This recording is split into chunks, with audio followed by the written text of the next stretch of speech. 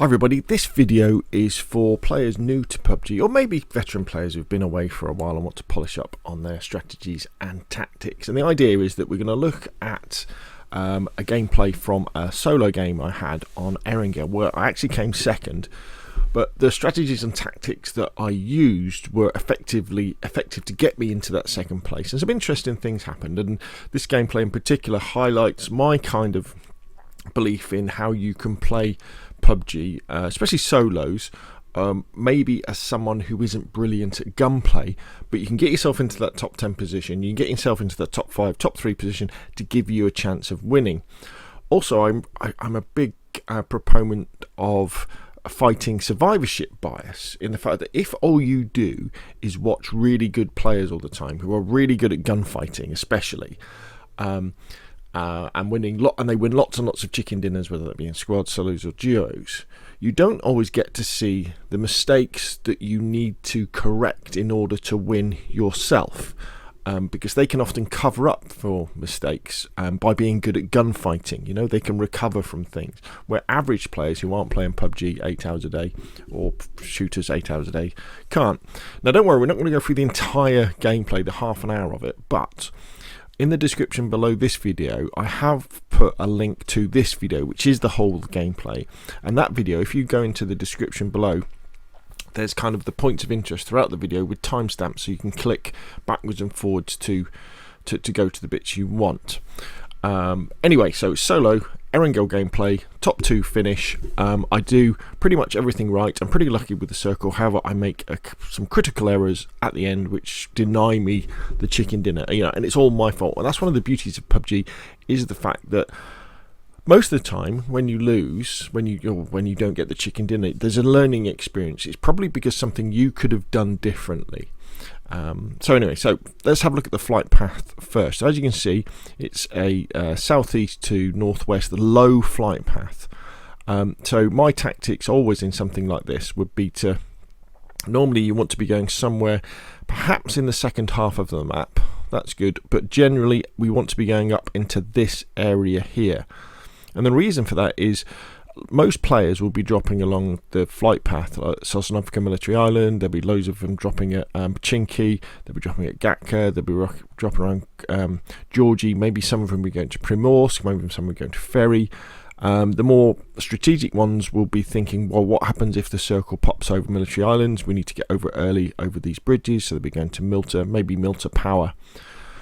If you kind of jump along, and especially along a road, say towards Milta or towards this area along this road here, you can find a vehicle, and the idea is to drive away, you know, further, like up towards Kaminsky or Polyana or Lipovka, or even these places around here that aren't.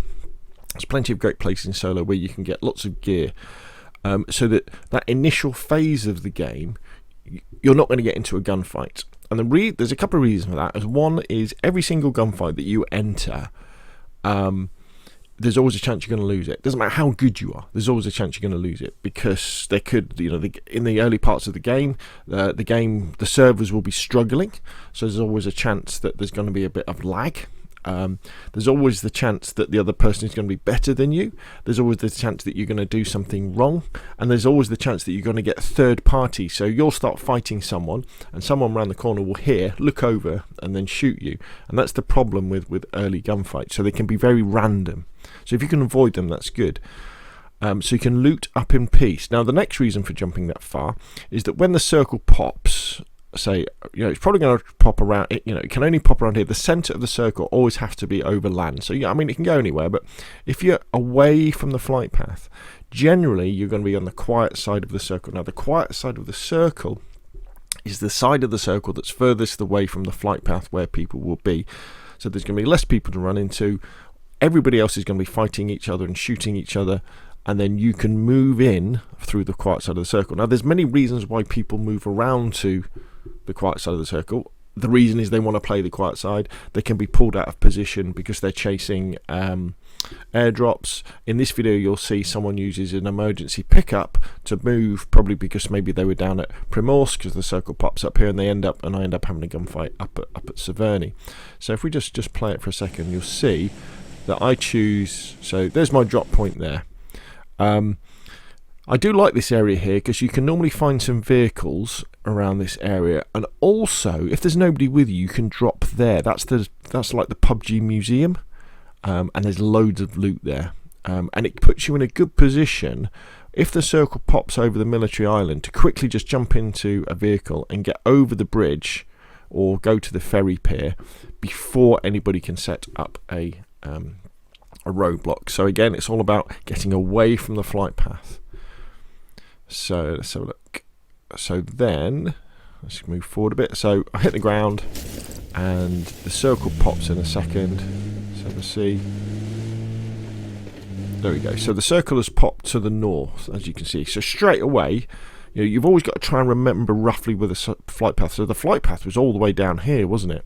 So the circle is all. So there is going literally, I would say at this point there is nobody on this side of the map. Nobody will be there.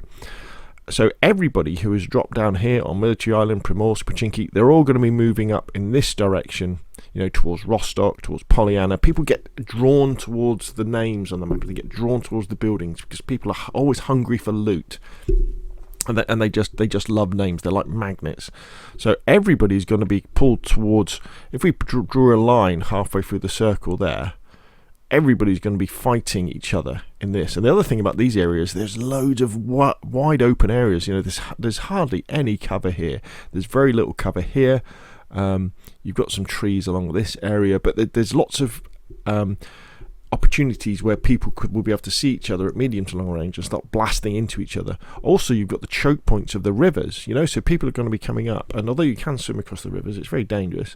But there's a choke point there at Rostock, choke point there just by the flooded town. So definitely 100%, if you see a circle like this where the flight path was somewhere down here, then this is the quiet side. So I make the decision straight away. There's no point looting here or anything like that. Just head straight to Severny, and that's what I do. So I start driving and I go straight to Severny. There we go. And in Severny, I always like these diners. They're always good. You can find lots of stuff there. And I know, I'm in the first circle. I'm going to be able to get enough loot, probably to have enough loot for the rest of the game. Generally, if you do use this strategy as well. Now, the problem with this strategy is that often it can be seen as boring because you're avoiding all those early gunfights. But for me, PUBG is a numbers game. It's a game of probability when it comes to winning chicken dinners, especially solos. And if you can get yourself into a top 10 position consistently, like every other game you're in a top 10 position, eventually you're going to be in a situation where how the circle pops, where you are and what the enemies do will all be in your favour, just statistically. It will just happen, and a chicken dinner often will present itself on a plate, as it almost did in this one. So anyway, so I go round and I keep looting up, and then see what happens next. Then I jump in my Jeep, and what I'm doing here, stop there, as you can see, is I'm heading sort of towards the middle top of the circle here. Now, although I don't come across any care packages, when you do this strat, where you're lucky enough to have, say, a low flight path and a circle that pops a long way away, so you can get a long way, the plane will always drop the supply crate inside the circle. So often, if you see a plane going across, you can pretty much guarantee that the first one, if it drops on your side, you can go and get it safely. In fact, you don't see it in this video, but while I'm at Severny looting, a plane does go over, but because it's foggy at that time, I can't see where it goes and I can't see where the drop is. So do consider that. Now, I would always suggest, once that first supply drop has dropped, don't chase supply drops unless you want to be really aggressive, because by then there will be a fair scattering of people in different places over the map, and there's lots of people who just chase supply drops. That's the way they play PUBG, because they enjoy getting the level 3 gear, the level 3 weapons, and engaging in gunfights. So I'm heading over to this little group of houses, and then we kind of get here, and this, I just park the car where it's out of the way, so it's not direct route, and then I start looting again. I mean, by now, my loadout is, I've got the Beryl, very good weapon, the Beryl assault rifle, highly recommend it, and I've got the SKS, really good marksman's rifle, highly recommend it. I've got a pistol as a secondary. I would always recommend having a pistol. I've got the pan for good luck. I've got a Molotov there.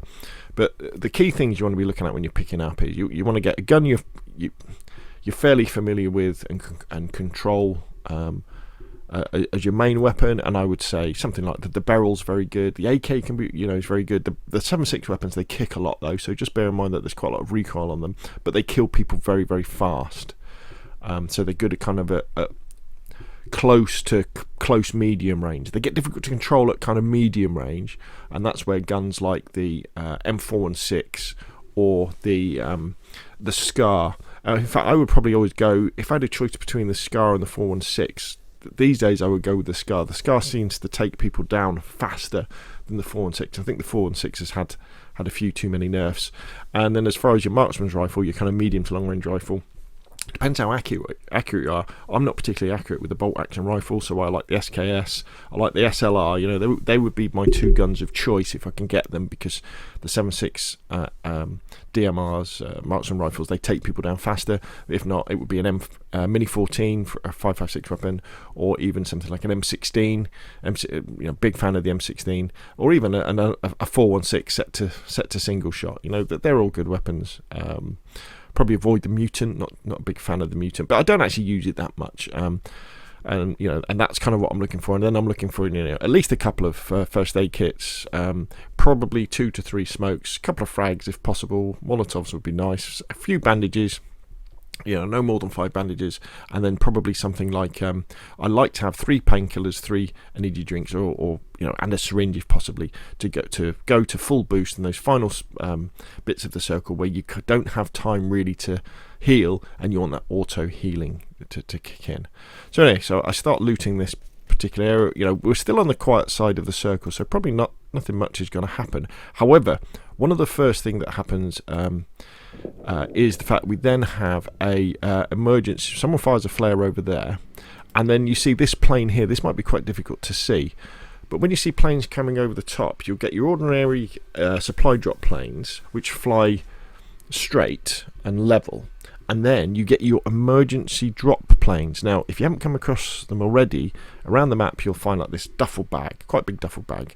You can carry it, and if you open it and you activate it, a balloon goes up and an aeroplane will come in, and you fix yourself onto the balloon cable, and then the aeroplane kind of picks you up and drags you along, so you're like on a rope behind this aeroplane, which then takes you into the circle.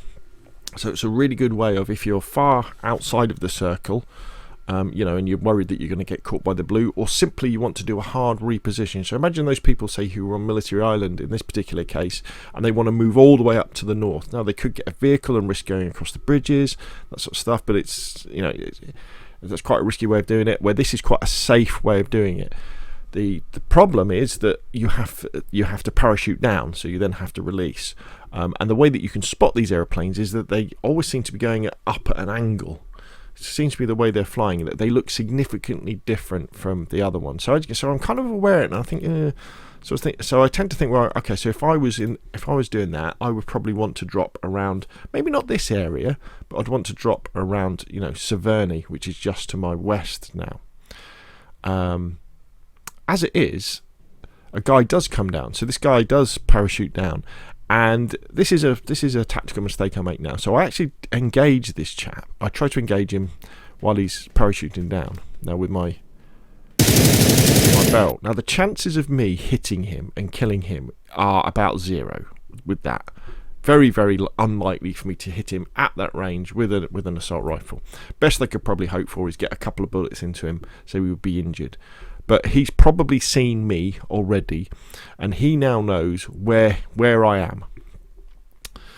And in PUBG, especially PUBG solos, position is 90% of things. So if you have a better position on someone and they don't know where you are, you have a massive advantage, and you are more than likely to win any particular gunfight you're in with them. In games like Battlefield and Call of Duty, positioning doesn't matter that much, because if you're really good at with your thumbs and your fingers, If someone starts shooting at you, you can jump, you can spin around, and you might be able to win that gunfight. PUBG, that isn't likely to happen because the time to kill is so fast. But by shooting at this guy, I've now given away my position, so I've given away that advantage. So if I had spotted him and hidden, so he didn't know where I was, I would have probably had a 90% chance of killing this guy as long as I didn't give away my position. Because what would happen is he would have dropped, he would have looted up, and then he would have run across maybe to get to one of these other buildings. I could have just waited using third person, just to peek around the corner so he couldn't see me. I could then pop out and shoot him in the back, and I would have won that. As it is, he now knows where I am. So he's going to be trying to evade me and kill me. And remember, just because he's come on an emergency supply drop doesn't mean he hasn't got anything. He's got gear. It's only really in Tago where you have the respawn mechanic where people spawn back in with nothing. This guy could have level 3 everything. So I start to throw grenades at him and try to get position on him. The only probably really good thing for me about this particular part of this engagement is that I don't push aggressively. Because remember, this is third person, so when you crouch behind a wall, you can see over the wall. You can see around the corner of the wall. And so if you're defending, it's always defender's advantage at this particular range. So I don't push them aggressively. Now, the way to push someone, if you have to with this sort of situation, you would push them with grenades, stun grenades, and smokes. So you would throw a grenade at them. It hits them, you're pretty sure, if you're sure it's hit them, then they're probably going to want to be bandaging, and that you only need to hit them with another bullet or two. If you stun them, they're going to be blinded, or flashbang them, or if you put a smoke in the way, what that will then do is that will then give you cover so you can then approach them quickly. If you just blindly run across a field because you can't see them, chances are they're third person peeking around the corner at you and they'll kill you. So that's the only really good thing about this engagement. I'm fairly careful, I keep my cool, and I don't aggressively push him too hard beyond throwing grenades at him and trying to pop him. However, what does happen is a jeep turns up. So there's the jeep. So sort of to my right towards the coast, there's this guy who parachuted down, and then this other jeep turns up. Now, this is always the nightmare situation in PUBG where you're being third partied. I don't know at this point if this guy knows where I am. I'm hoping that the other guy is going to start shooting at him, but he doesn't. But I hear the vehicle go around there. I'm kind of aware that when people are in vehicles, often they like crushing you against the walls. It's quite a fun thing to do.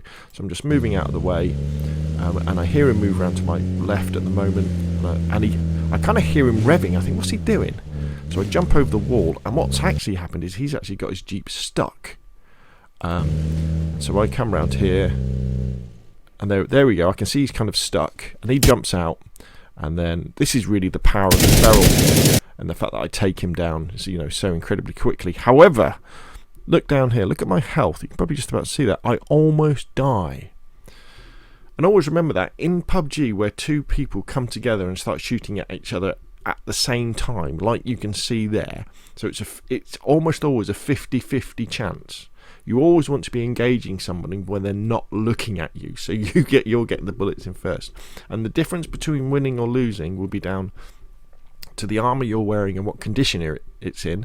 Obviously, the guns that you're carrying. Are you carrying a higher powered gun, and whether they hit you in the head or not. Because as soon as you get hit in the head, there's a massive damage multiplier, and you're going to die much faster. So that's again another reason why you want to avoid head-on-head gunfights if you can, because they're really just a 50-50. It's a toss of the coin. And there's also lag involved between the servers. So if he'd been on a server maybe that was a little bit close, if his Xbox was closer to the server than mine, he may well have won that gunfight. I was pretty lucky. So anyway, straight away though, I know that the other guy would have heard this. Now, what should have happened was the guy to my left right now should have rushed. He should have rushed me, because he knows there's been a gunfight. He would have heard two guns firing, so that generally means both of us are injured. He would have seen one of us dead in the kill feed in the top right corner. He should now rush and take me out. However, he doesn't, and he gives me enough time to heal up, and I loot this guy's stuff. And then I'm kind of keeping an eye on this other guy. I know he's on the other side. My jeep is on the other side, so I'm kind of thinking, well, when the circle moves, in fact, I don't know, it might be quite difficult to see, but if you look in the bottom right hand corner, you can see there's the line, meaning that I'm outside of the circle at the moment. There's 2 minutes to go, but I'm outside of the circle. So I'm aware, okay, well, he's probably going to use this Jeep to move off. I need to start thinking about moving. I'm also aware, because I know this part of the map very well, behind me to go south, the ground goes up like on a hill. So although there's a bit of cover, he could well blat me as I'm running away. So I'm like, but I don't want to push him. As it happens, I decide not to push him, and I decide to retreat up the hill. So here we go. So this is me retreating up the hill. 38 seconds to go to the circle pops. And what you'll see, I'll probably... So there we go. So as you can see, the circle has moved south a little bit. And, you know, just knowing the sort of terrain there's an awful lot of open terrain here, and there's lots of tree cover here and a high area. So I'm thinking, well, let's just get up this hill safely and then see what happens. But I'm also very aware that the guy who I've been sort of fighting with behind me could well just jump in that Jeep and come after me and take me out, you know, try and run me over. So I'm kind of zigzagging a little bit, and I'm heading towards the trees. Because trees are always good, because if someone comes in a car, you can just hide behind the tree. So I've put my weapon away there so I can... And there we go, I'm having a quick look. Is he coming? No. We can now see the circle starting to appear in the bottom right corner. So I get safe in the circle, and again, I'm on the edge of the circle. We're playing the edge of the circle.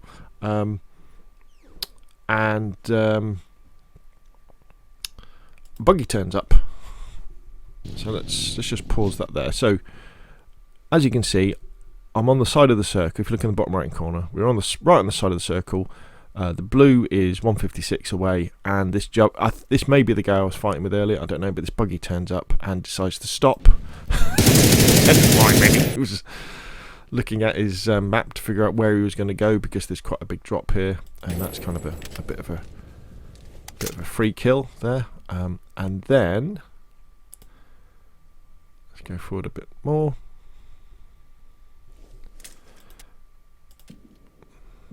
This chap here turns up just as I'm kind of boosting up. As you can see, because I've killed a few people, I've got loads of energy drinks, a few painkillers. Now, at this stage of the game, if you've got loads of energy drinks like this, where I've got 7 of them, you want to pop a couple, get your boost going up, because your boost gives you automatic healing.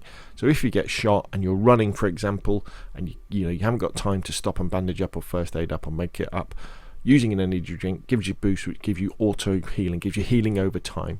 But this guy runs down here, and then I think, oh, right, okay, let's get the SKS out. He's not checking his flanks properly. And what I'm doing here is, why I don't fire straight away, is the SKS is very powerful, but it's still a 2 to 3 shot kill. And what you always want to try to do is, if there's a static target, try and get that first shot in their head.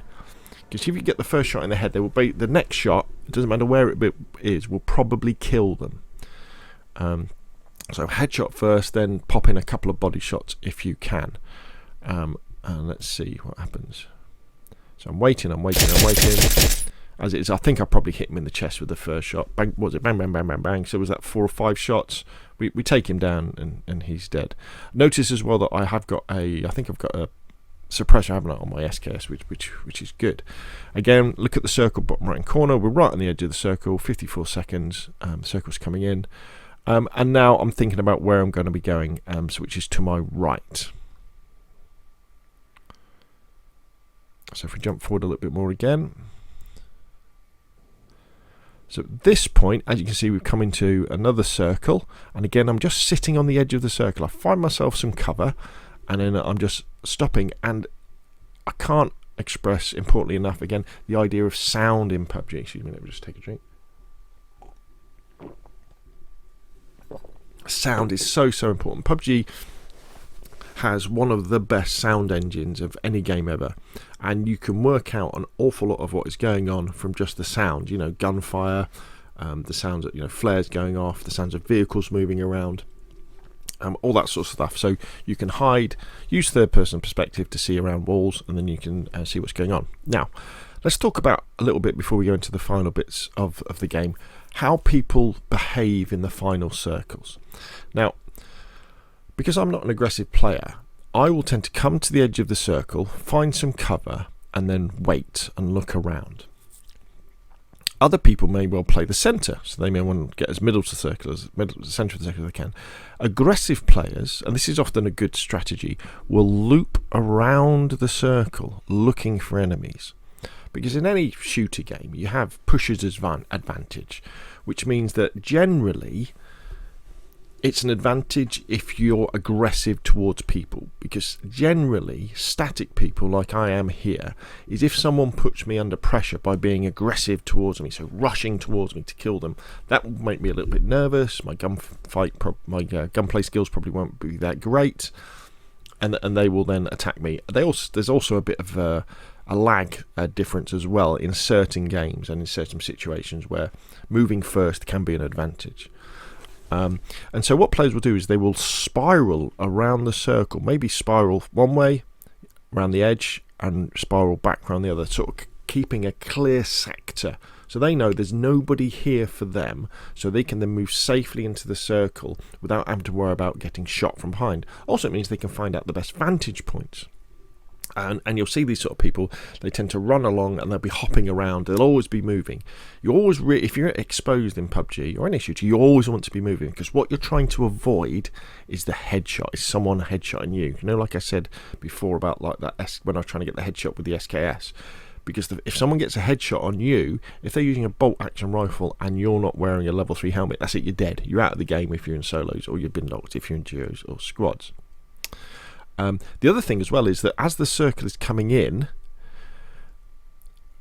you want to be, if you're running sort of around the circle, chances are at this stage people aren't going to be coming out of the blue, because the blue hurts too much. Maybe on one of the maps where you can have the jammer backpack maybe, but people aren't coming out of there.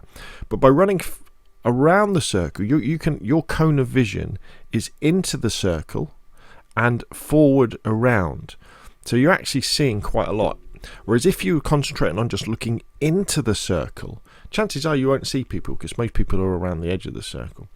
So again, as you move into a circle, especially if you're running, you want to not be running straight towards the centre if you can avoid it. You want to be spiraling in a little bit.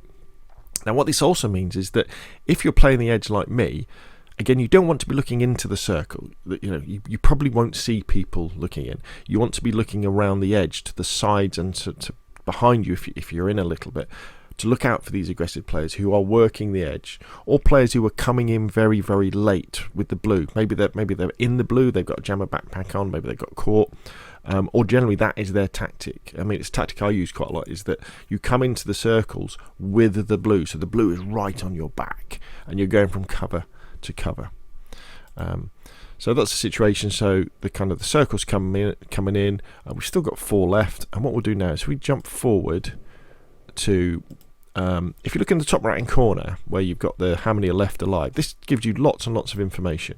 So you'll see in a set, right, so I see this guy on the hill.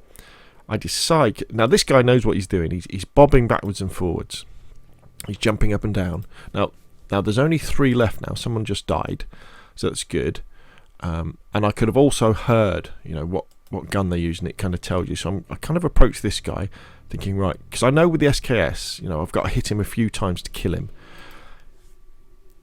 If you engage people with no chance of killing them, all that's going to happen is you're giving away your position. Because if you don't kill them and they can get behind the cover, they can just heal up. And okay, their armor might be a bit damaged, their helmet might be a bit damaged, but they're good to go for the next stage of the game. It doesn't really make any difference. But what you have done is they know now where you are, even if you're using a suppressed weapon. Only really the VSS at kind of medium to long range doesn't give your position away. All the others, even if it's suppressed, they give your enemies a rough idea of where you are.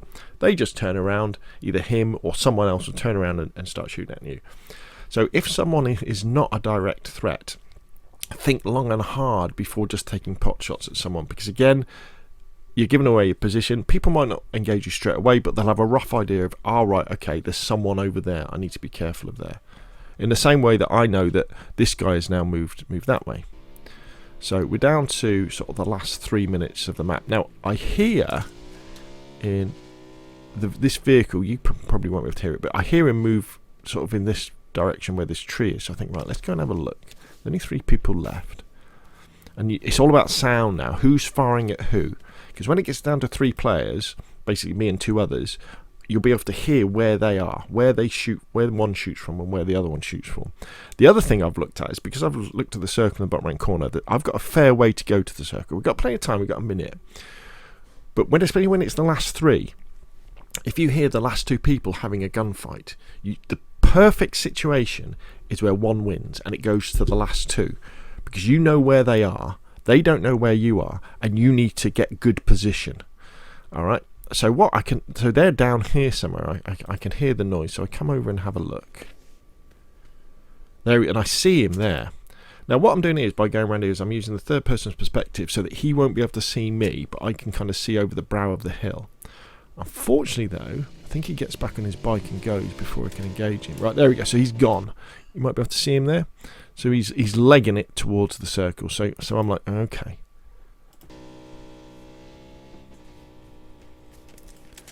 So I'm like, right, I need to get position now. Now what I'm doing here is, what I like to do on solos is I like to put a marker in the centre of the circle. This means that I know which direction I should be going in, because sometimes it's easy to get out of position and to kind of lose your sense of spatial awareness. Now I hear them shooting each other now. So that means I now know where they are. So I'm now excited because they're shooting each other. The chances are one of them's going to kill the other, hopefully, and they don't know where I am. I know they're to my left, so all I need to do is kind of go to the right side of the circle and get in. Now the blue is very, very dangerous at the moment, so it's not like I can hang around. And now I could just about see, right, so that, there we go. So I could see they're having a gunfight over here. So I'm like, all right, this is good, this is great. So I decide to have a pop. Now it's quite long range, this, and I think there's one guy there, maybe one guy behind the tree. It's very long range there to try. So now I stop and I go, right, okay, let's get circle, let's get position.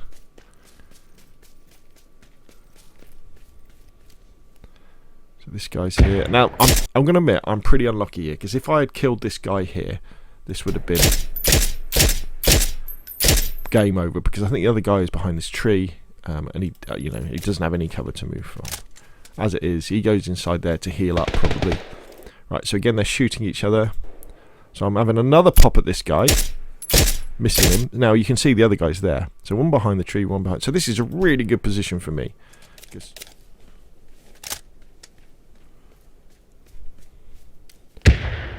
So I'm having another pop at this guy here, and we still see there's three alive. He, I think, has just grenaded this guy. Explosion. In fact, you can see them there. He's come out there. I've hit him again.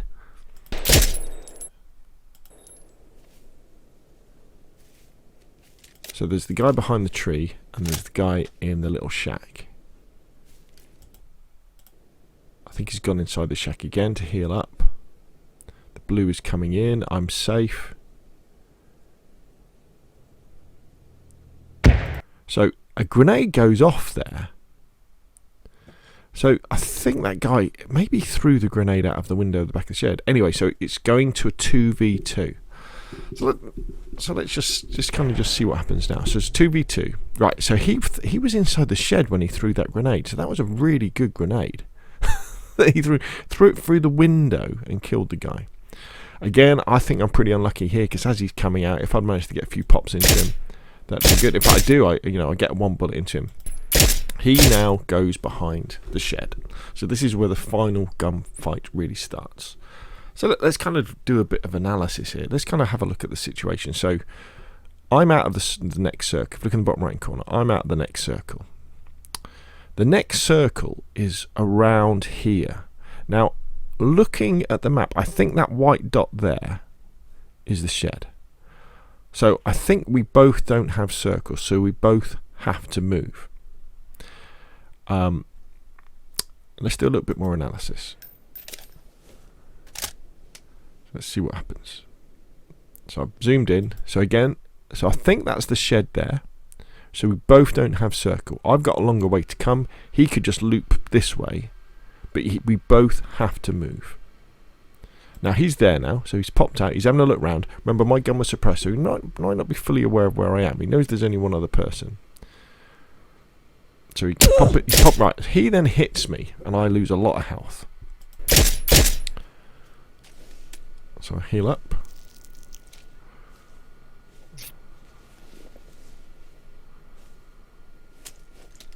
Now, so I back up just to see if I can get a better angle. Now, okay.